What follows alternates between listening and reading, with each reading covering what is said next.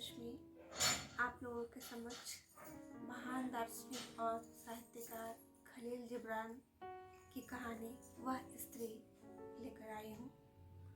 आशा करती हूँ आप सबको पसंद आएगी ये कहानी। कहानी का शीर्षक है वह स्त्री।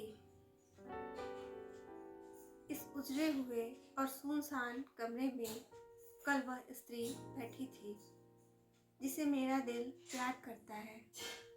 इन गुलाबी, नरम और नाजुक गाढ़ तकियों पर उसका सिर रखा था और उस स्फटिक के प्याले में उसने इत्र की सुगंध वाली मदिरा की एक बूंद पी। यह जो कुछ था कल था और कल एक सपना है जो कभी वापस नहीं आ सकता।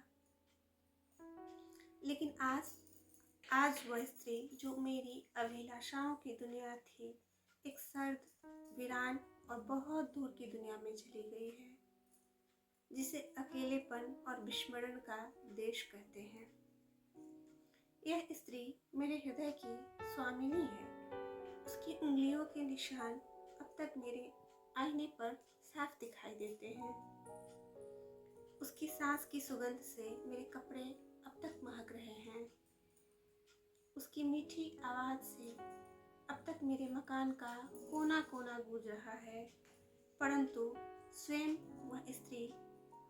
वह स्त्री जो मेरे प्यार का केंद्र है एक दूर के स्थान को चली गई है जिसे वियोग और विरह की बस्ती कहते हैं। मगर उसकी उंगलियों के निशान, उसके मुंह की सुगंध, उसकी आत्मा की परछाइयाँ इस कमरे में कल सुबह तक बाकी रहेंगी।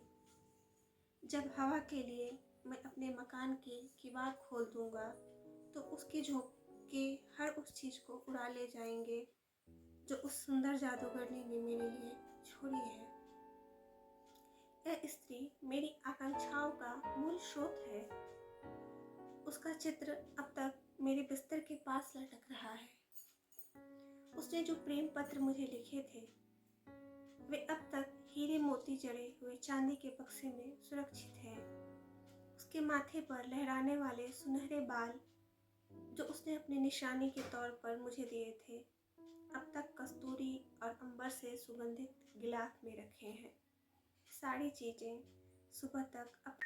जब तक सुबह होगी और हवा के लिए मैं अपने दरवाजे खोलूंगा उसकी लहरें इन सब वस्तुओं को अनस्तित्व या अभाव के अंधेरे में ले जाएंगी जहाँ शांति और एकांत का राज है।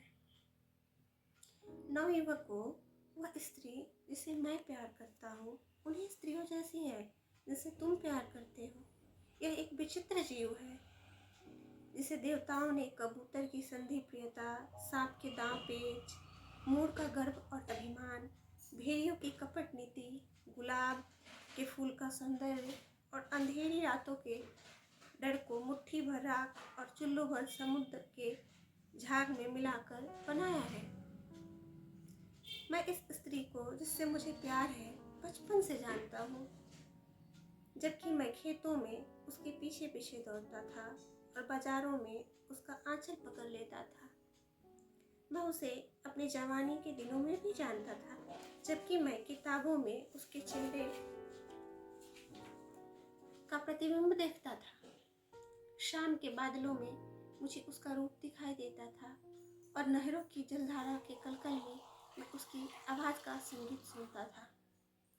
मैं उसे अपनी प्रौढ़ वय में भी जानता था जबकि मैं उसके पहलू में बैठकर उससे बातचीत करता था, विभिन्न विषयों पर उससे प्रश्न पूछता था, अपने दिल के दर्द की शिकायतें लेकर उसके पास जाता था और अपनी आत्मा के रहस्य उसे बताता था।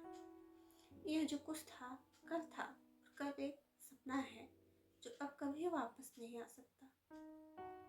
लेकिन आज वह स्त्री जिसे मेरा दिल प्यार करता है सर्द, वीरान और बहुत दूर की दुनिया में चली गई है जिसे एकांत और विस्मृति का देश कहते हैं। पर इस स्त्री का नाम क्या है जिसे मेरा दिल प्यार करता है? उसका नाम है जिंदगी।